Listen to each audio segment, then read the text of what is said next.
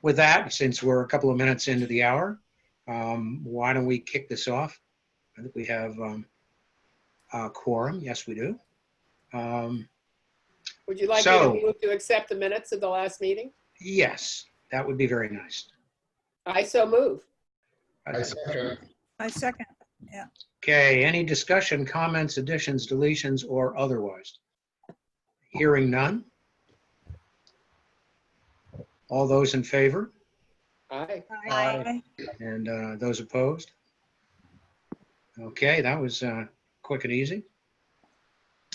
Okay, before we get into the formal agenda, I just want to thank Brian and Kia for a great article that appeared in the Independent today.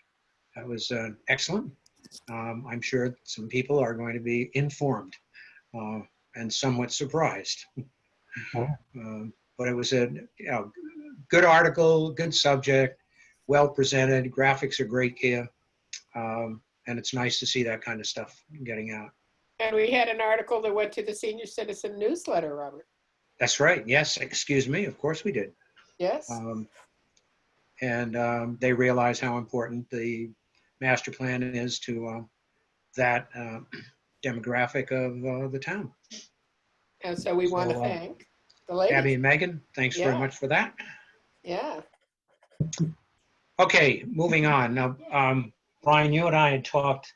Do you want to get into the vision, or should we have a brief discussion about the teach-ins? Yeah, why don't we start with the teach-ins?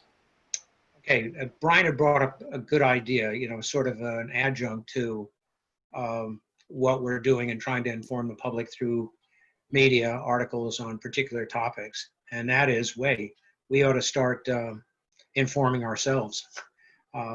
So the thought was that we would have task groups, and I would encourage people from outside who are familiar with a particular topic that is of import to come to our meetings and take a reasonable period of time to present a particular topic as an informational presentation with comments and better understand that particular topic that a task group is pursuing, and possibly some things that are only part of what a particular task group is pursuing. So we had talked about water and sewer being one that would be very useful to discuss, and I'm fairly sure is not well understood from what I have heard and seen in town. That would be one fairly important one. Another one that is of great visibility and audibility in this case is transportation. As I look out my window at 5 p.m., I'm a real advocate of having that conversation. Yeah. And Brian, we had talked about a couple of other possibilities as well, but I think we want to get a sense of who can do it and when we can do it. We'd like to obviously do this on a monthly basis and schedule out the first 3 right away. Brian, one other thing that occurred to me making my weekly trip to the transfer station is looking at statistics about trash and recycling in the United States, and then hearing Joe Lynch more than once talk about the horrendous cost of recycling, that we're now having to pay a very substantial fee. But I think it would be very, very interesting to have research done or bring in somebody who knows about it and talk about, very simply, where does our trash go? And I think we're going to be a little bit surprised, and certainly I was very surprised at the international statistics. Bob, if I recall, something popped up on Nick's door about that very subject recently. Yep, they did. Seminars, I guess, on trash and recycling. Is that what you're referring to? Yep. Okay. Also, I think we need one on taxes and the two different tax rates discussion. Because people just don't understand that we'd have to turn into Hudson in order to make any dent in our real estate taxes. Right. So, Yes. Hey, Ed, and they can you- don't understand it. Ed, can you turn your mic up a bit? It was a little garbled. They're mumbling. Thank you, will do.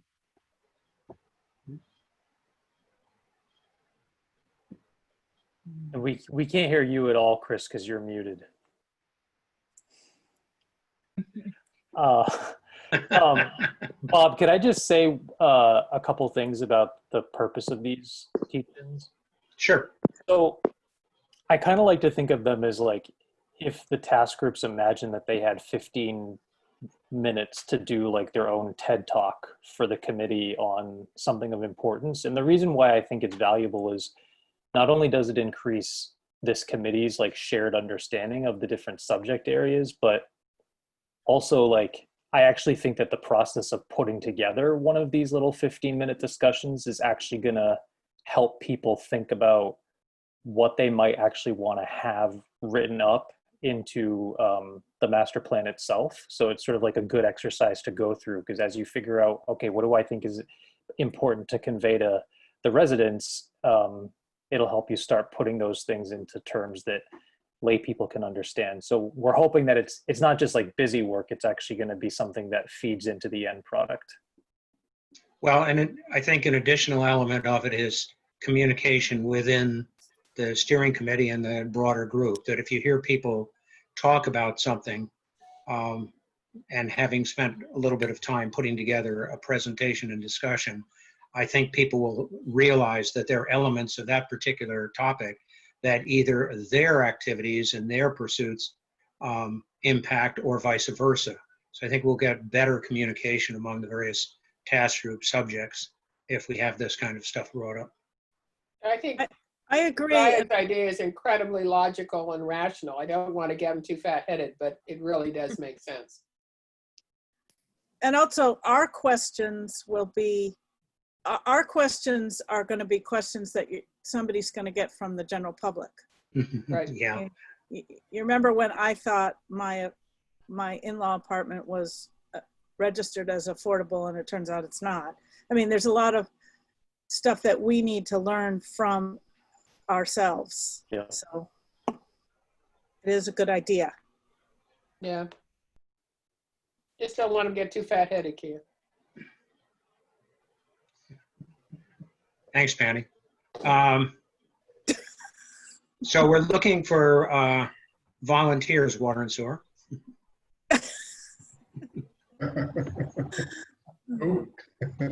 There's Mark, I water mean, in and sewer. terms of, again, this is more about what's happening and understanding the underlying issue than it is developing recommendations or looking forward. It's what's the status quo now? What are the issues? In the case of water and sewer, what are the technology? And I think they're, again, with water and sewer, people think about sewer. And I think based on the municipal vulnerability project, we're suddenly beginning to think about water as is the rest of the world. So that's an interesting part of it as well. What do you think? I would suggest putting off water and sewer until at least after the middle of August, because all the information about the sewage treatment plant is with the region. And I've already asked them if they have a written report, and they don't. But there has to be something in writing. And I won't be able to get in there about the buildings until around the 10th or 15th of August. And then I can see if I can get whatever they have and get it to water and sewer. But I won't be able to do that before then because they're on vacation. So I think someone else should go first, like transportation. You want to do that, Mary? We could put something together. I think we could do it. You You did a huge amount already. we can put something together. Yeah, Mary and I can do the first one if you want. Okay, that'd be good. And again, to Brian's point, this is internal stuff that we need to learn about. We need to learn about how what we're doing affects it and vice versa. And then to Kia's point, we got to be prepared for public forums. and be able to anticipate questions. And are these part of the regular monthly meeting? Yeah, I'd like them to be that. Okay. Yeah. Okay. You know, everybody's would going to be- be there, you know, and Okay, so it'd be whatever the fourth Thursday is of August is when that's we correct. would be on Yep. first, okay. Now, it would be nice to be able to plan further ahead to give people more time. So I'd like to set up a schedule, you know, if, again, Sure.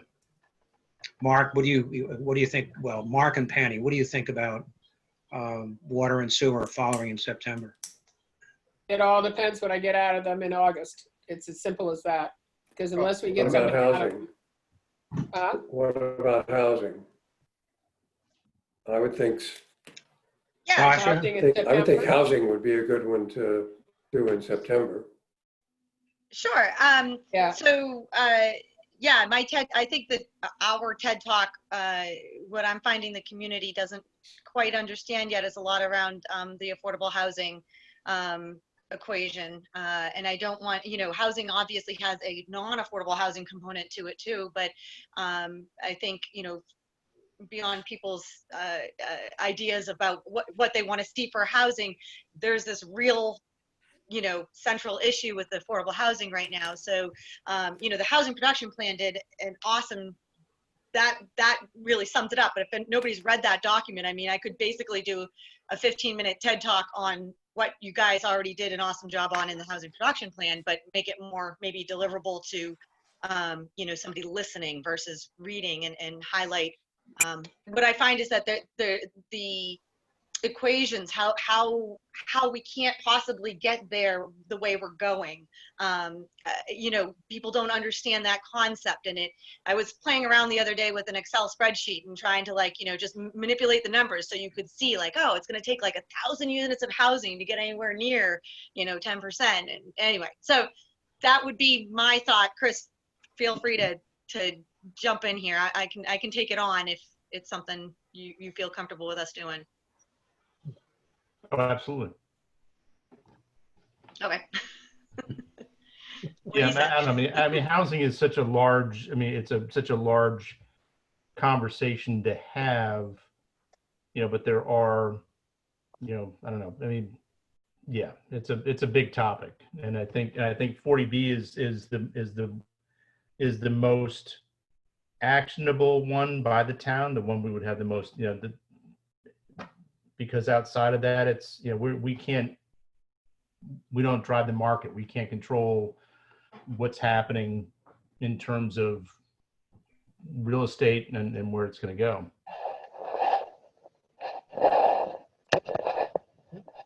Okay, just getting back to water and sewer, one of the things I think we ought to think about is it's going to be very difficult to do a TED Talk a la housing of all of housing and focus more on 40B.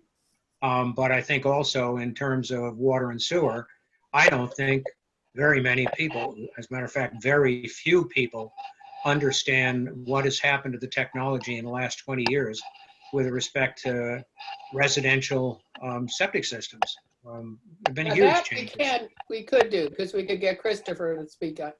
Chris and Christopher. We could do a Chris. That would be good because it's going to affect the economic development aspect also.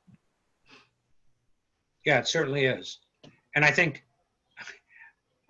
you got to be very careful about the sewage treatment plant or sewage treatment plants. We can discuss that, but I think it would be very hard at this point to have an even-handed conversation about septic systems versus a regional sewage treatment plant. I think you've got to build understanding of each one of those and then be able to have conversations about the implications of either one and the extent of either one. So I think you got to build slowly on that one. Brian? Yep, I agree. Chris, could you and Christopher, Christopher, you and Chris Slade, put something together? What exactly do you need put together? Talking about the new developments in residential sewage treatment.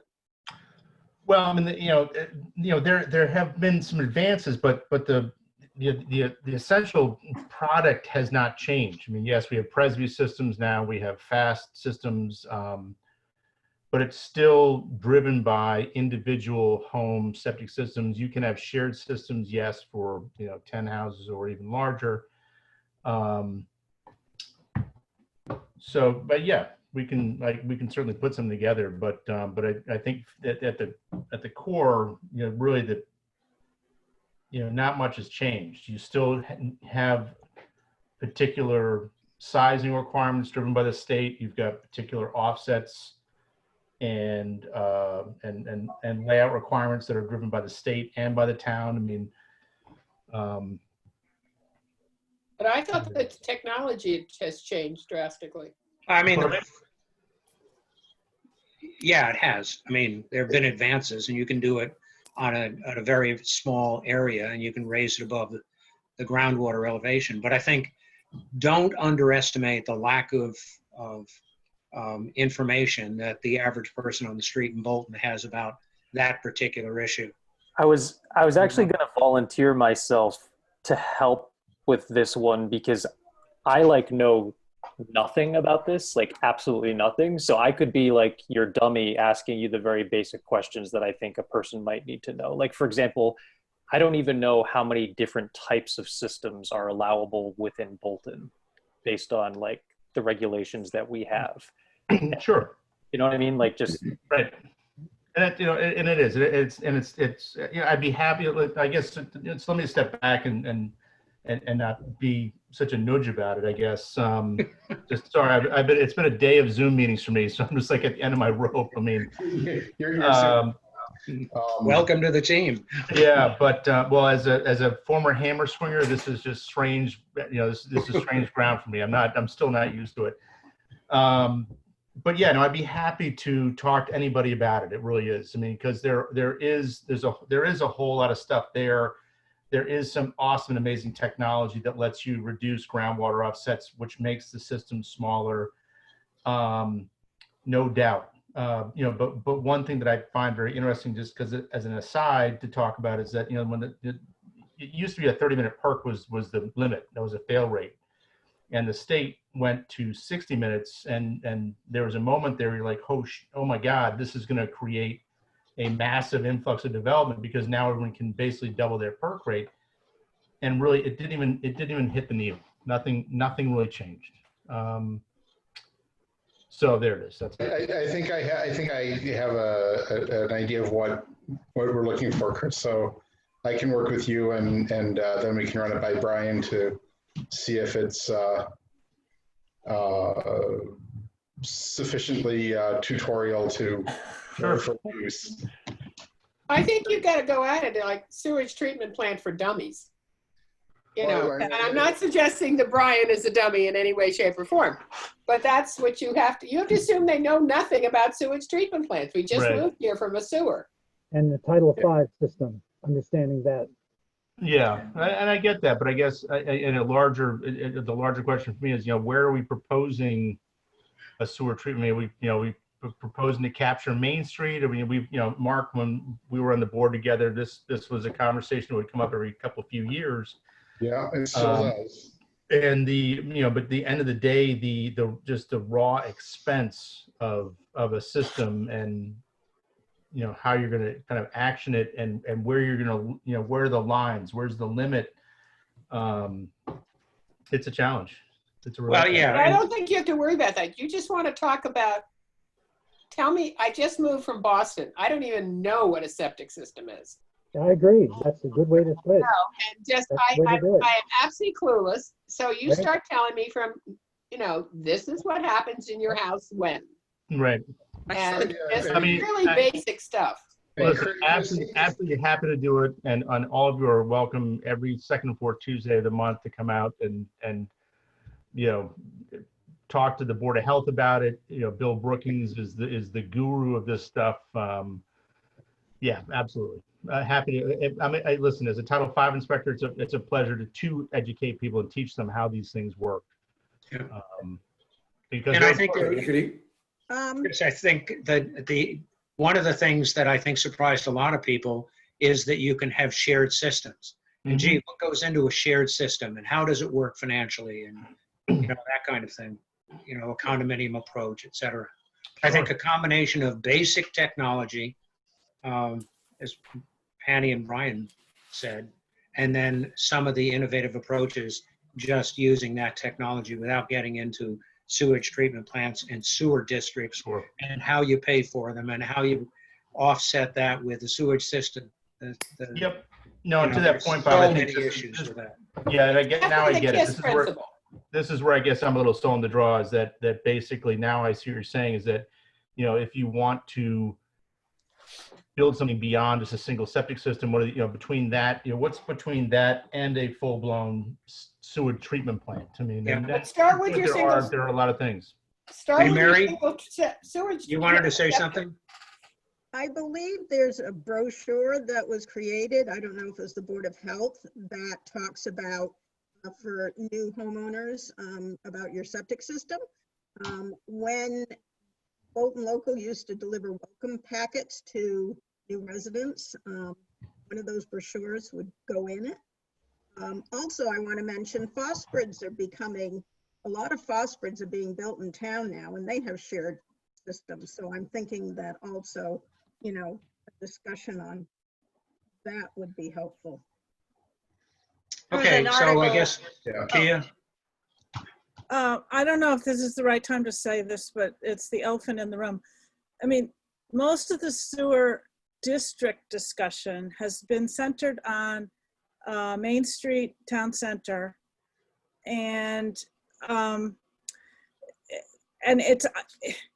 it's odd because, I mean, we just saw Bambi's house get a new system, and I'm like, how did Bambi Philbin's house, that tiny little house west of the Common, on literally zero land, end up with a new system? And a very high-end system, apparently. Yeah, which begs the question, I mean, I don't want to cut off any conclusion here, but, you know, the whole idea of a sewer district in the town center is like kind of dead. I think there's been so many new systems put in the last decade that it almost begs the question, you know, for the amount of work it would take to create a sewer district and the money the town would have to front and the benefit to all of us, which actually, you know, I would have loved it, but don't.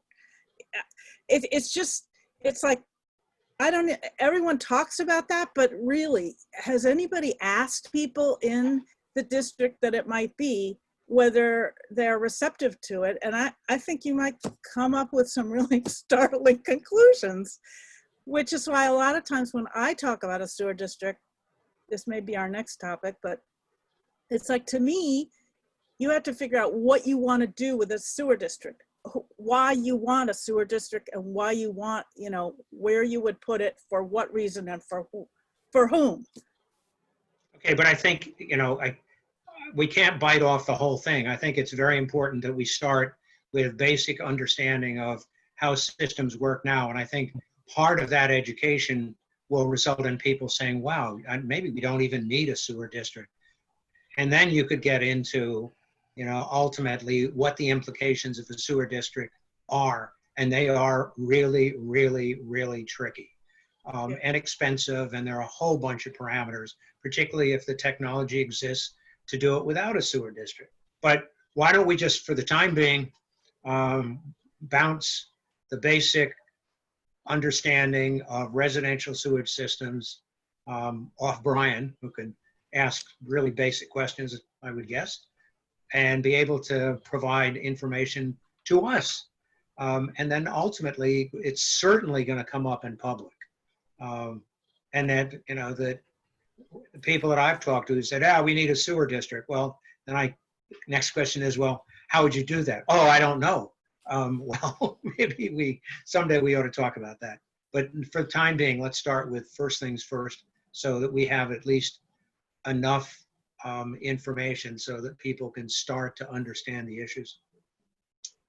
So, Stasha.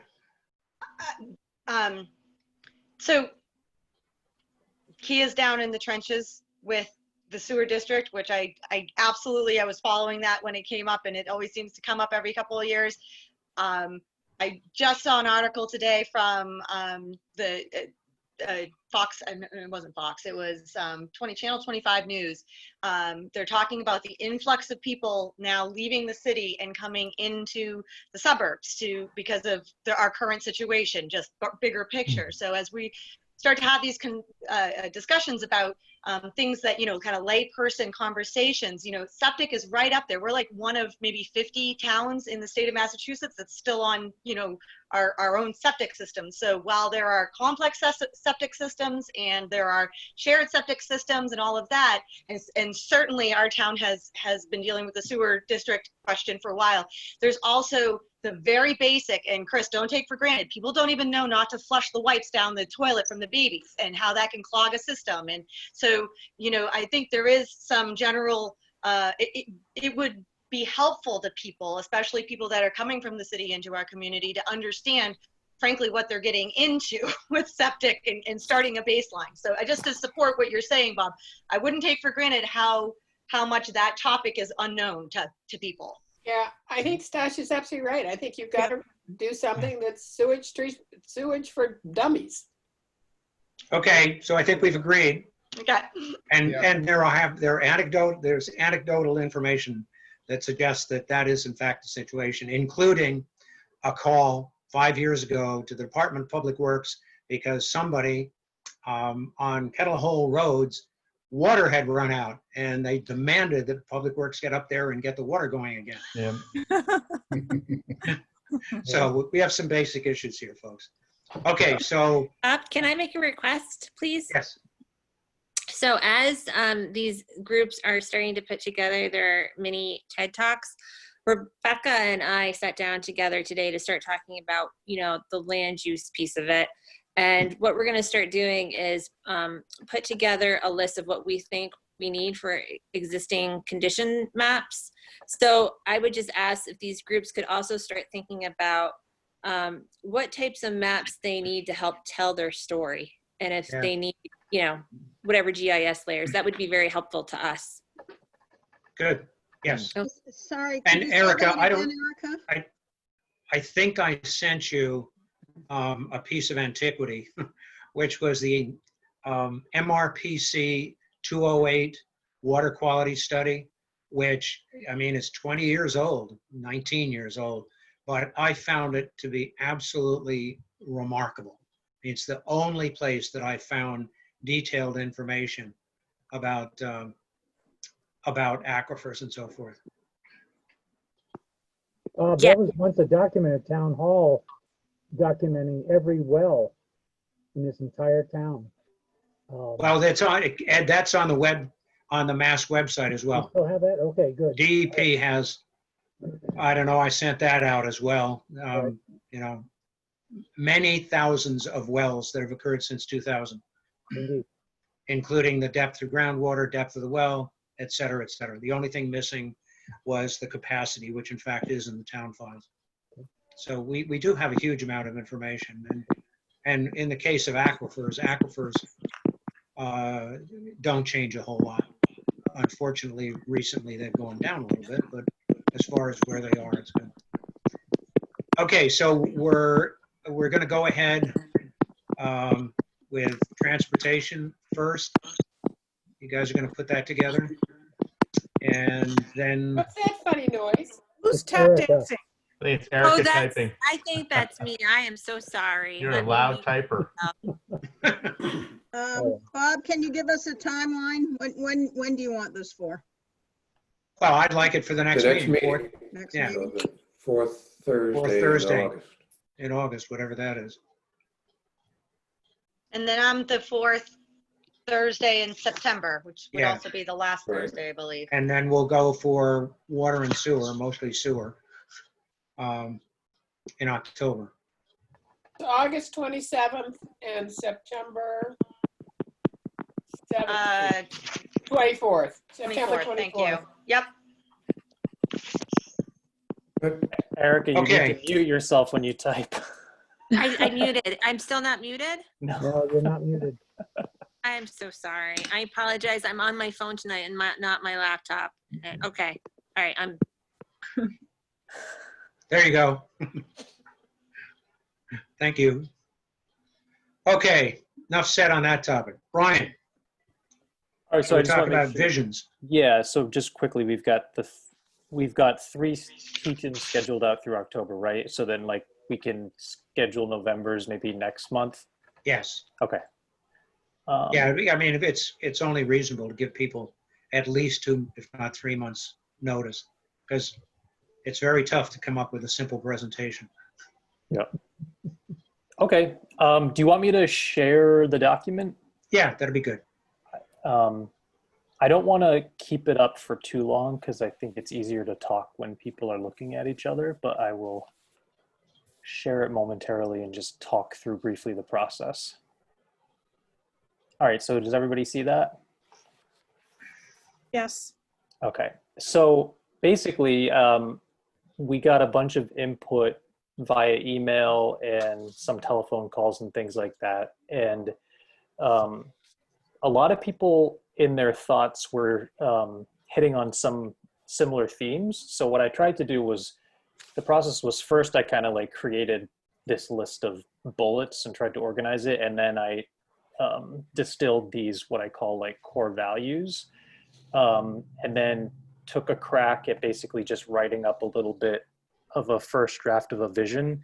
But the first thing that I want to make clear is that like, obviously this vision is something that doesn't get finalized by us without public input, right? Like we haven't even looked at survey results yet or anything like that. So I don't want people to think that this is set in stone by any means. But one sort of substantive point that I wanted to make and raise for discussion with this group is that, like, I personally think it's important that when we put out a vision that expresses values, we need to like, and I emailed Chris about this, we need to own the fact that like important values are inevitably going to be in tension with one another. Like there's always going to be trade-offs. For example, if you have a value for housing, but also a value for conservation. And I don't think we should hesitate to include the values in there because they might conflict. I think, in fact, that's a reason to include them, because like this master plan isn't going to eliminate those tensions or conflicts, but it can help us sort of think through in practical terms how to try to balance the values against one another. So that's one of the things I was hoping we could talk about. And that's it. Do people want me to keep sharing this, or do you have it on your own computers and you can look at it yourself and we can take this down? All right, I'll stop sharing.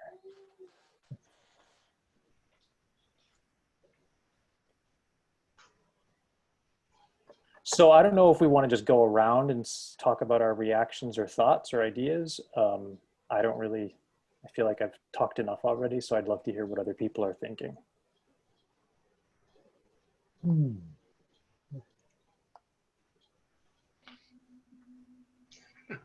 Is everybody muted? I like it. We're thinking. I think it's very good. Yeah. Good. No, I think it's terrific, and I think Brian nailed it in that.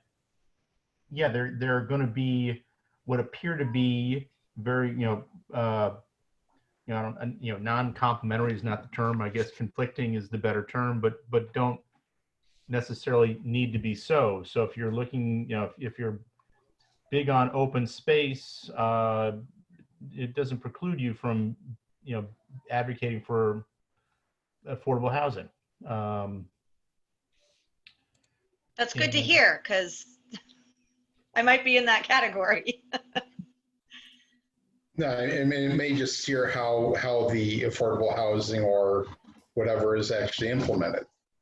That Right. we may look at something that's much more dense to preserve more open space or something. Yeah. I mean, I agree with Chris and Mark.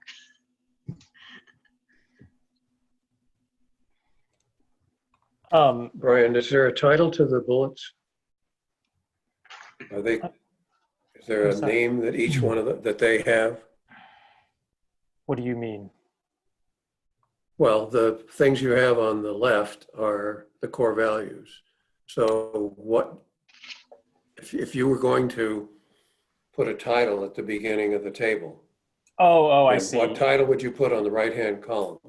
Oh yeah, it's more just either like examples or themes or instances that might tie into the core value. So I didn't give it a title because I couldn't think of a Okay, good well, one. I would think we ought to think of one though, because it'll be easier to talk about them if we know what, Just topics. I we mean, agree on what we call them.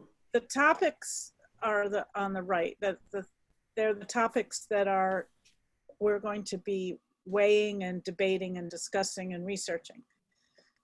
So Components maybe would be the word. I don't know. Okay, we don't have to decide right now, but it's something we ought to keep in mind.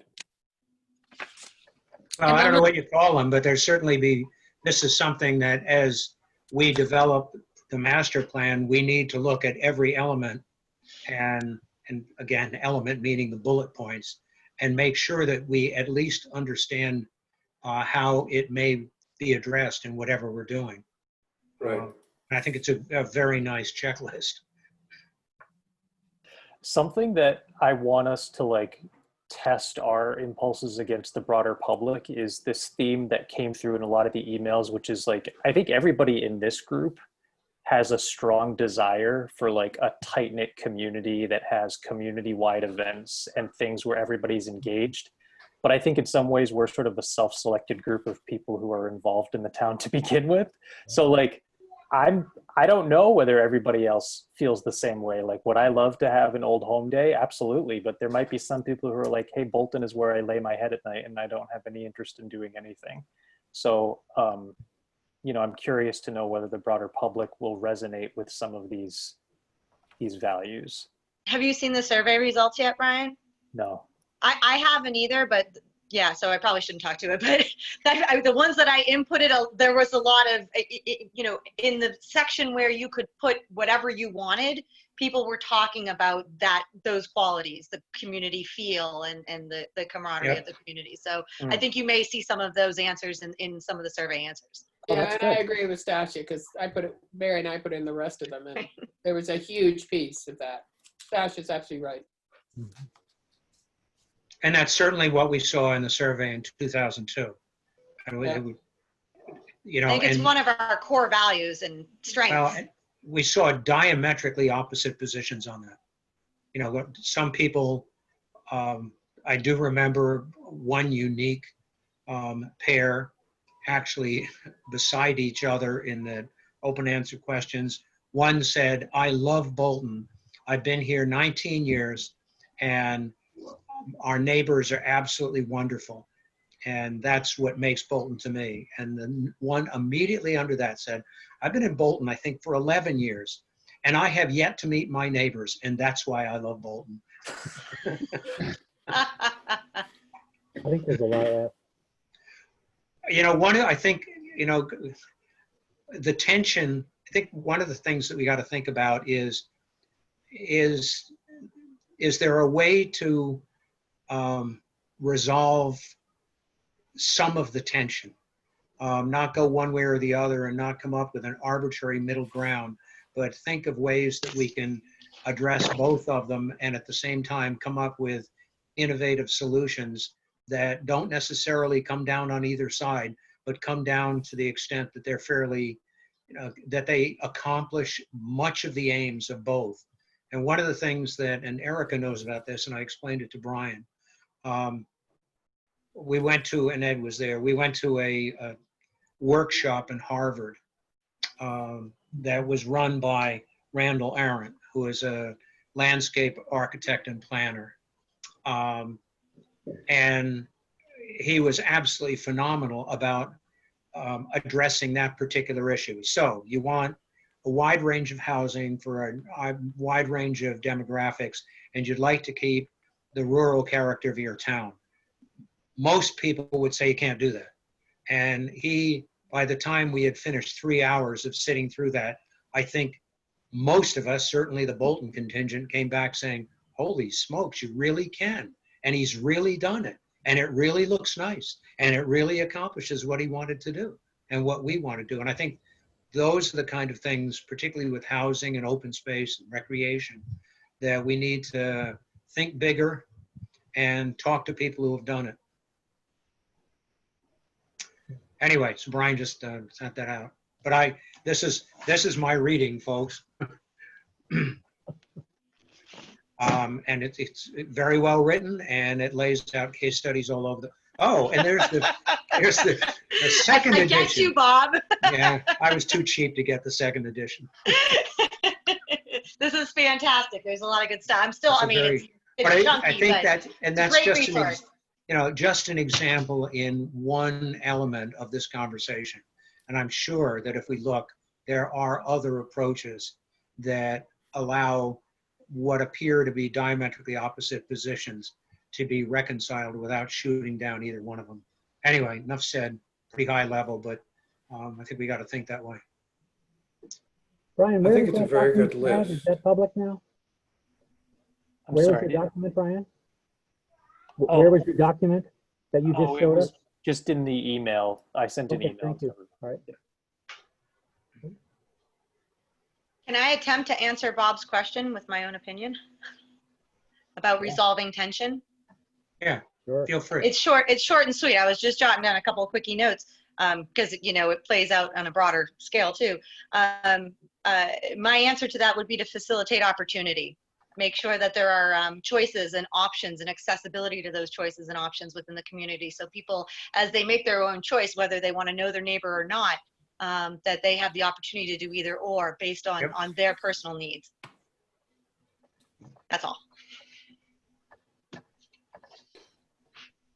Okay, I other think the list comments. of bullets is very good. And I didn't try to add any, but I think that they covered it nicely. The one thing that I would raise, though, is nowhere in this list is cost and how to pay. And I'm wondering if it needs to be, and maybe that's a separate part of the plan, and this is what we'd like to do, and then reality sets in on the other side. But I don't know whether the public would look at this list and say, yeah, but how much is it going to cost? So I don't know whether it's feasible to put that in there as an element or as a core value to, not break the bank or whatever it is, or, live within our means or something like that.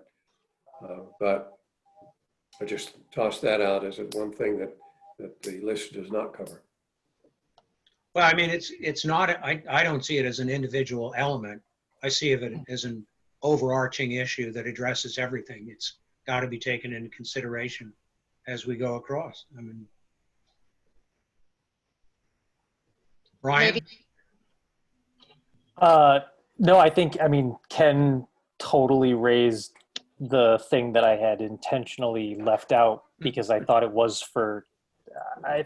very much like an open question whether we consider it a core value or whether, I think that the way that I thought about issues of cost is that obviously the master plan itself is going to have a role in trying to provide as much information to help us gauge what things cost. But I also think that because we have a town meeting system of government, usually there's a democratic process that allows people to weigh in at the time that we're considering a big decision. And so I feel like the people sort of weigh the cost at the time and figure out how much it matters to them at that moment, but we give them as much information we can to help them weigh that meaningfully. But I don't know that we necessarily want to say No, I agree. we have a That core sounds value good. of thrift or something. Yeah. Which we I don't. agree. Bolton, there's no thrift in Bolton, let's be honest. I mean, buy. Yeah. Well, it also might be that when we actually do the master plan and we have whatever structure we have for the plan, we could have it might be through icons or little color codes or something.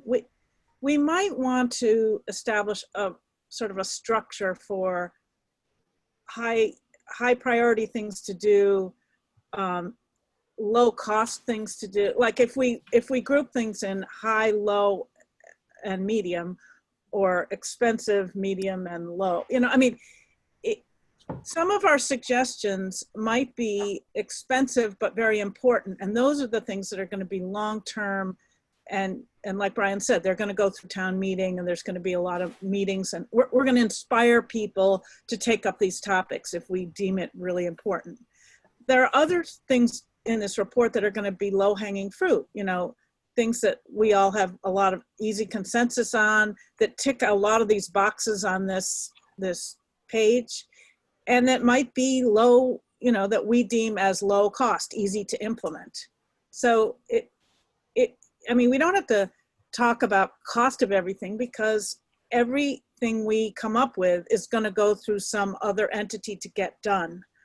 I mean, nobody's going to take our plan and immediately do these things. I mean, some town employee or some group or volunteer group, I mean, somebody's going to have to take up the issues we recommend.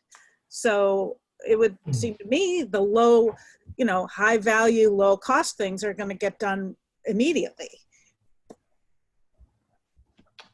But I think there's a caution here too, though, because one of the arguments made at town meeting to purchase a piece of property that I personally did not think the town needed, given our current situation and where we may be going, had been identified in the 2006 report, I believe. And frankly, it was a compelling argument that this piece had been identified. Now, I don't know if that was the entire piece that includes the current soccer fields prior to them being soccer fields. I don't know. No. I would say, you know, we've got to be careful in that regard as well. Because again, that is a cost. And assigning costs, you know, is also somewhat subjective. That, you know, you may find it something as being low cost and very important, and some, you know, other people may say, no, that's way too expensive for, you know, in Chris's case, for that piece of land.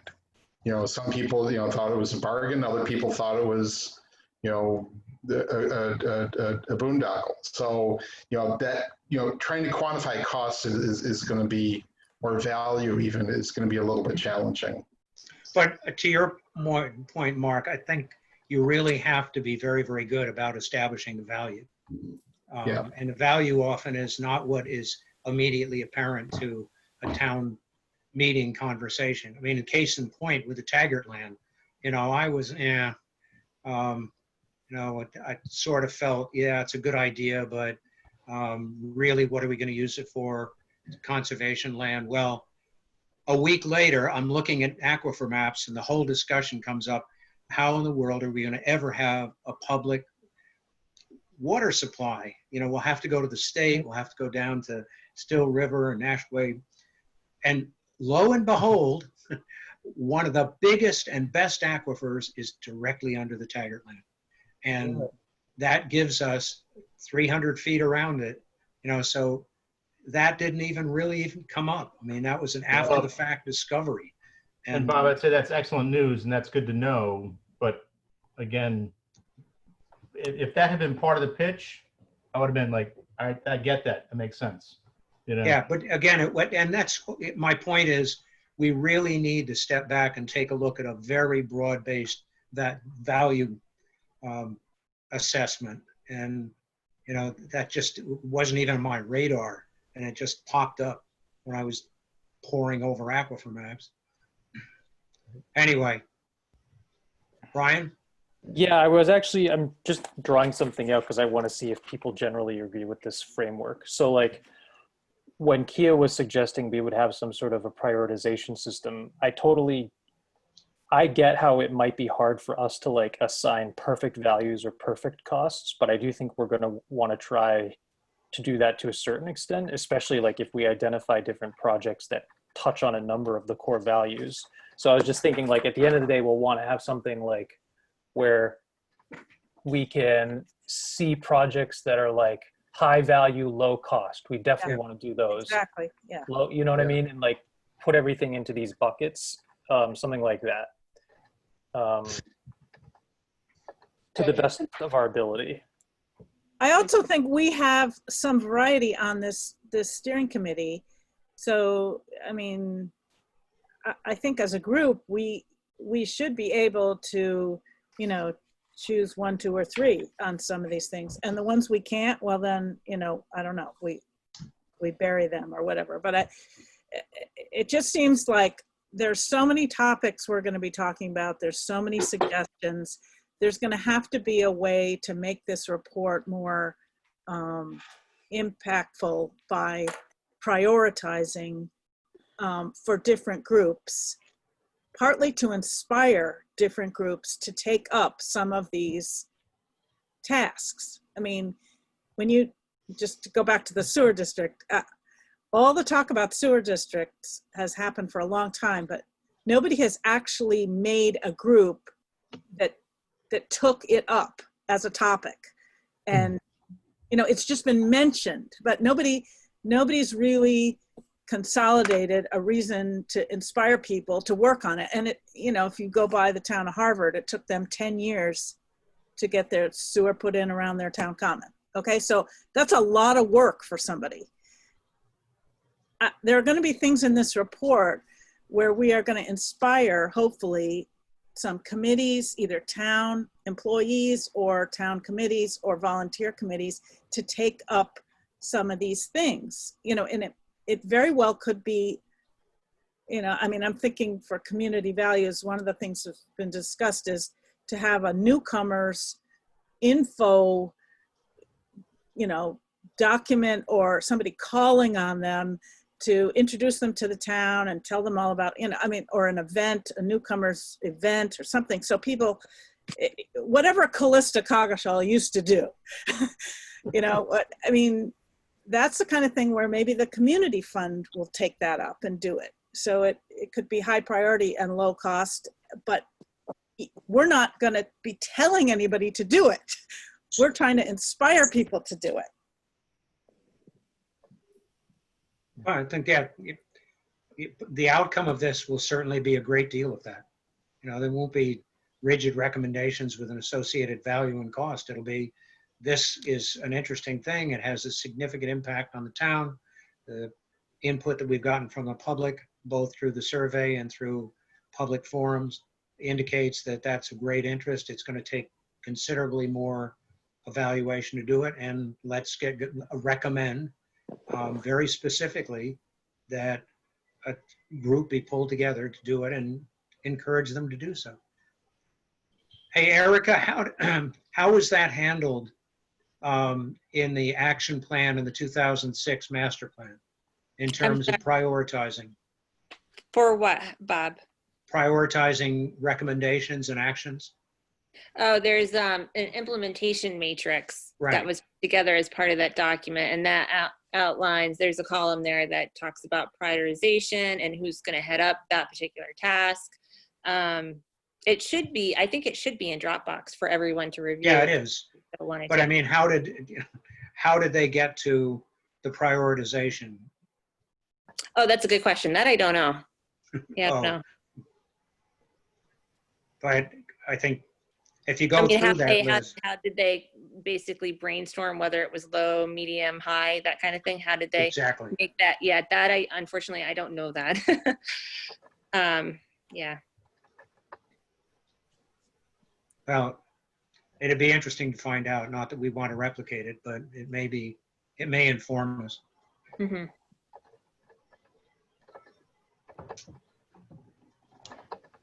Other thoughts? Question? Yeah. But it may be a matter of semantics, but I'm getting stuck on it, so I figured I'd ask it. When we use the term value, are we talking about the most bang for our buck, or are we talking about what we hold near and dear to our hearts, or are we talking about balancing those two? And you know, where's value come from? Well, I think we're balancing those two. Okay. I think you have to. It's funny I've had that conversation, as Brian knows, more than once with the advisory committee, but. Yes, Dasha, it's funny that you brought that up, because I love what Brian wrote, but I was thinking this thing. I was getting kind of confused by that, because for me, when I read core value, I think of something that I hold near and dear to my heart. And some of these things may not necessarily fall into that category. So I get what you're saying. Yeah. Yeah. Well, maybe both are important. You can't implement the value or afford to support the value. Then I guess it's a moot point. But you know, it's somewhere where there's also a moving target is sometimes, such as the Taggart land, you've got, maybe an influx potentially of grant money, or, like the MSBA with the schools, or DOT with the intersection of Water Aquatic and 117. And so where we as a town need to look at how we're going to fund some of our values, there's also potentially other places that can help us to fund those values. So as we're deciding that balance that Bob, you've clarified now, there's a balance there. I know at least in the housing world, there's certainly Baker wants the housing. And so there's a lot of potential funds there to help us with that if we position ourselves correctly. But I think we have to be very careful about differentiating core values in the context that Brian's brought it, and value of a particular project, proposal, etc. Because the value may address a core value, but it may, that may change with time. Core values hopefully will be essentially the same, but the importance and the value of a particular recommendation may change with time or condition or the population. Sure, absolutely. I also would just add to, I think there's something to simplicity. So for a resident that may not be as involved and they read this, they may be confused by that. And then just because they're confused, be less interested.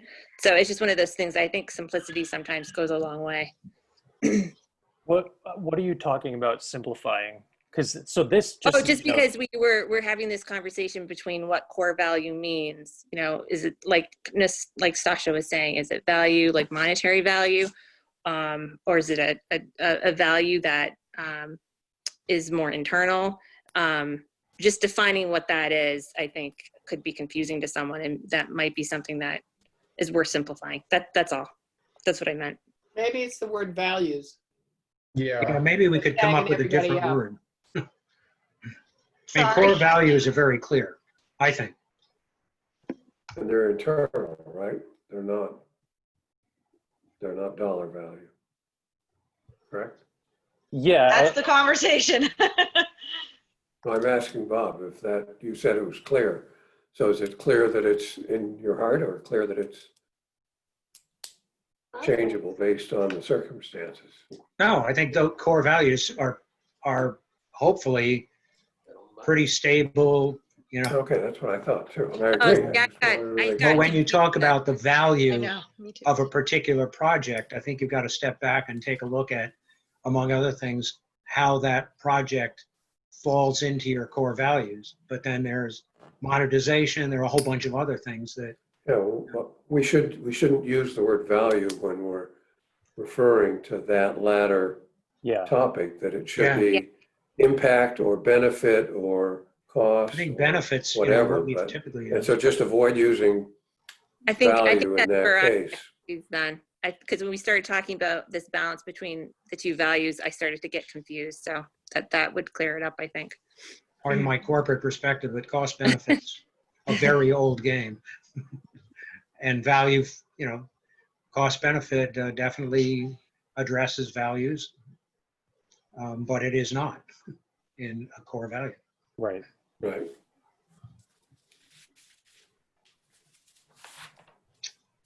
Okay, Brian, your thoughts on where we go from here? I think we kind of need to wait until we see the survey results and then figure out how we might want to present this to the public at some point. Whether we want to have a public meeting, whether we want to write an article to the newspaper, just somehow getting feedback from the public after we've had a chance to test it against whatever survey results we see. And I think, for this conversation, we have to be very specific in what we mean by various terms. What is a core value? And I think it's, to at least some of us, it's kind of experientially intuitively understood, but I've learned not to depend on that. About that. Okay, so I guess in terms of where we're going to get public input. We'll hopefully get the results of the survey reasonably soon. Might be worthwhile, depending on how good it is, Penny, if we got the PDF out and let people take a look at that, at least the front end of it. I can't remember how many, it's like 176 pages long. There are a It's lot of fairly- pages. It's really long. It really But is. there's some very interesting graphical data up front that I think is worth taking a look at. Yeah, but the graphs aren't accurate No, I because know. 20% of the responses aren't incorporated in there. So I do Yeah, not think so you should release, you I should not think release it's a- that PDF yet. Yeah, no, I tend to agree with Kia. I think I need to figure out I'm pretty sure the issue is with the PDF, not with the Excel sheet. Now, we can release the Excel sheet, but that goes on for miles too. Yeah, I mean, the Excel sheet is, You know, miles and miles. So there's been no data crunching at all. I think we need to, before we do that, let me figure out what's going on and I've been talking to Lee Shanny. I finally got hold of her. She was busy at the beginning of the week. And she's thinking about the best way to address this.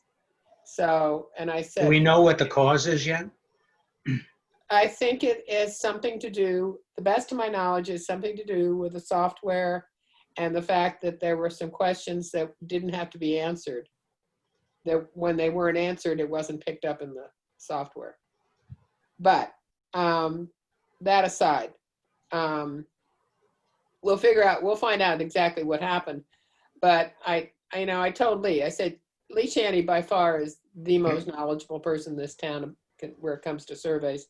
I said, think about how you want to do this and handle this, and then let us know.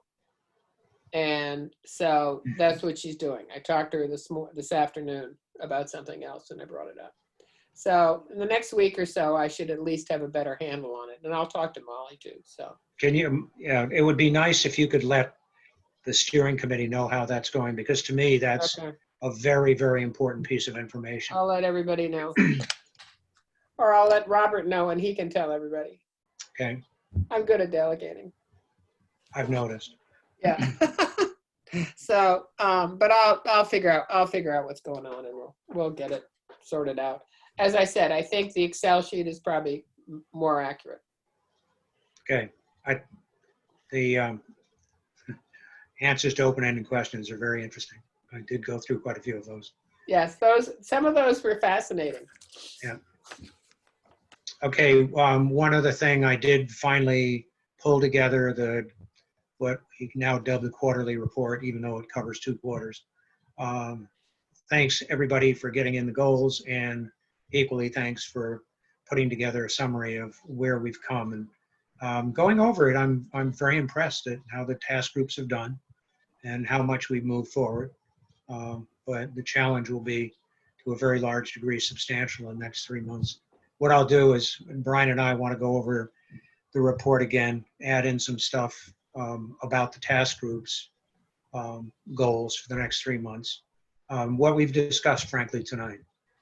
And then I'll get it out to everybody, and it'll go to the planning board, since they in fact are our sponsors, and then the selectmen, so that we can give But them. we'll review first. I'm sorry? We on the committee will review first before it goes to planning. Well, if you'd like to, but I've incorporated all the stuff that you've already sent me. That's fine. I just wanted to make sure I correctly got what you were talking Yeah. about. If you want to send it directly, that's fine. I just didn't know. Okay. Well, I'd like to get it to them because we've been silent for 6 months. Okay. Brian, your thoughts? I just don't want to do this unilaterally. No, I think that makes sense to me. Just Okay. But you and I just have to spend a little bit more time at the front end. Yep. Okay. Anything else? Kia? Back to Taggart. I'm concerned that we haven't really talked about Taggart, but I think almost all of our committees are going to have some comments about the Taggart land. And I get the impression that conservation got the green light at town meeting, and they're going to be going for grants on it. So has anybody figured out how much land the town can land bank versus how much land will stay in conservation? Well, It seemed like 4.5 acres was a very small amount of the property that we would get to land bank. That's what the postcard said.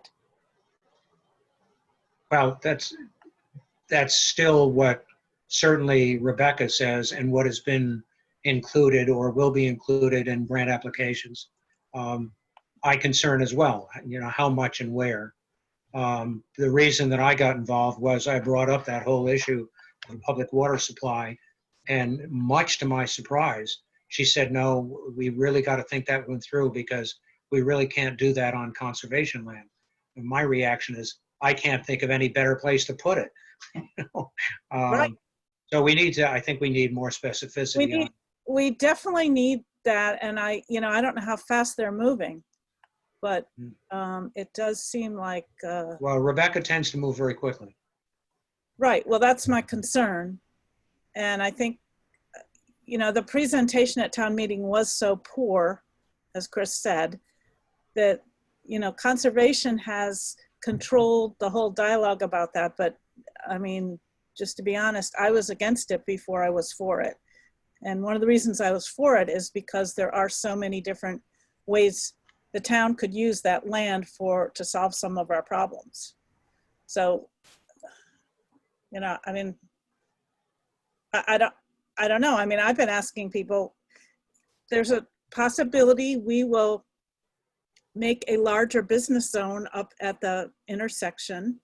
And, for all the people who say they want small businesses, I think that might be the place for a sewer district so that people can have small businesses on the lots of land that, are on Forbush and 117.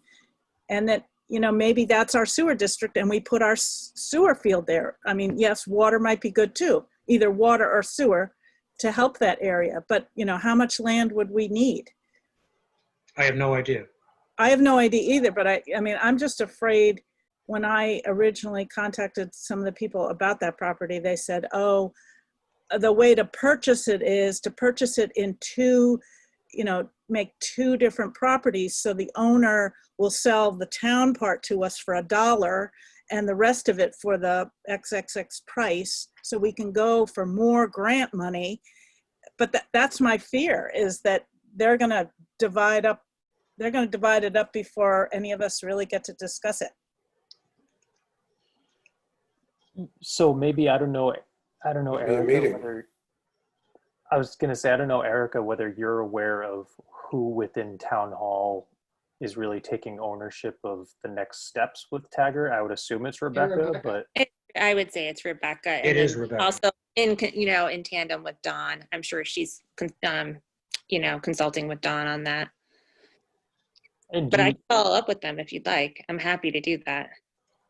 I think it probably makes sense for there to be some way for us to understand as a committee what the plan for that property is. And also, every grant that you apply for has conditions, right? So I think we want to make sure that we're not applying for grants that end up binding our hands in ways that we wouldn't want to be bound. Yeah, and cutting off our options. Yep, agreed. I'm happy to do that. I can get some good information for you. And my first inquiry ran directly into that wall. And here's something that I thought was very compatible. Yeah. Mutually compatible, to assure that there be a wellhead protection area, and was told, no, you can't put a well there. And I came back with a counter proposal and said, well, yeah, if you can identify where the non-conservation land is, and you're on a little corridor up to a wellhead, and then all the rest of the wellhead protection area is on conservation land, that works. And it was not well received.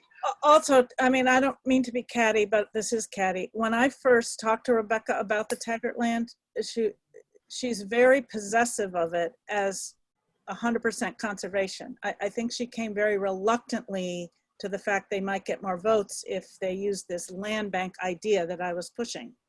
But, you know, I think now that it's all approved and it's summertime, I'm just afraid they're going to move ahead with their grants very quickly so that, you know, like I said, I think conservation and Rebecca are really pushing to have most all of it in conservation. And I think as a town, we need a little more dialogue on that, because I just think Well, it's and a really good opportunity for water, sewer, no, something. but one of the frustrations I have with that land, frankly, is very few people have sat down on a detailed topo and looked at what that land really is Yes. and how it could be developed. Yes. And I think that we need to have a very robust conversation about that.